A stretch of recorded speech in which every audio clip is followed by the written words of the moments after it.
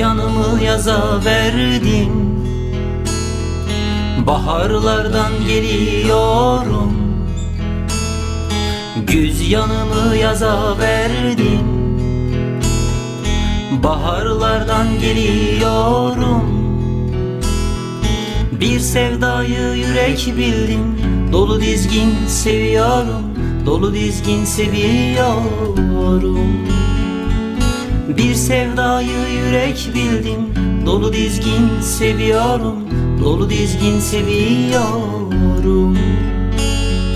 Kara bulutları üşüsün, geçit vermesin uzaklar. Karanlıklar tetik dursun, umurumda mı tuzaklar, umurumda mı tuzaklar.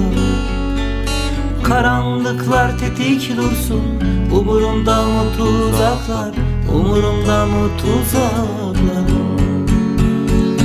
Yar üstüne, yar üstüne, söz söyletmem yar üstüne. Yar üstüne, yar üstüne, söz söyletmem yar üstüne. Azrail'e boyun eğmem, ölüm gelsin baş üstüne, ölüm gelsin baş üstüne. Azrail'e boyun eğmem, ölüm gelsin baş üstüne, ölüm gelsin baş üstüne.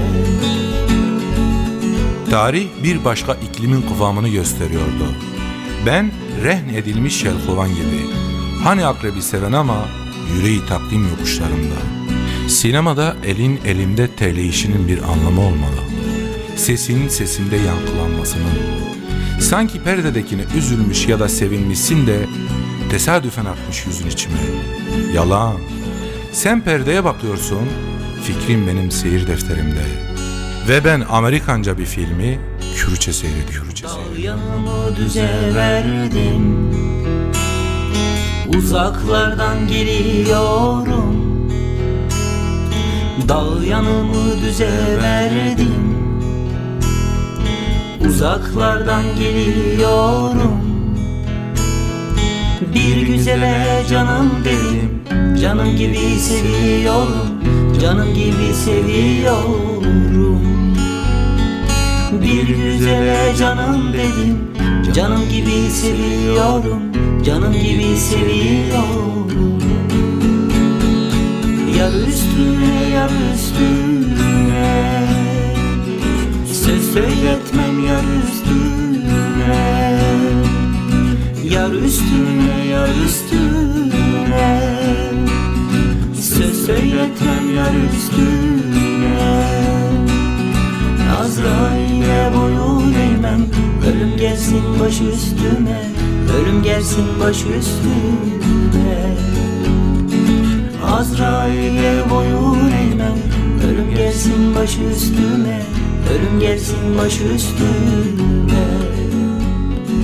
Ve şimdilerde bir aşkı paylaşmak için çok geç. Bir paylaşıma aşık olmak ise erken. Beni sevda yerinden vurdu ne zaman. Şimdi sana söyleyecek tek cümle, bende sana yetecek kadar ben kalmadı artık.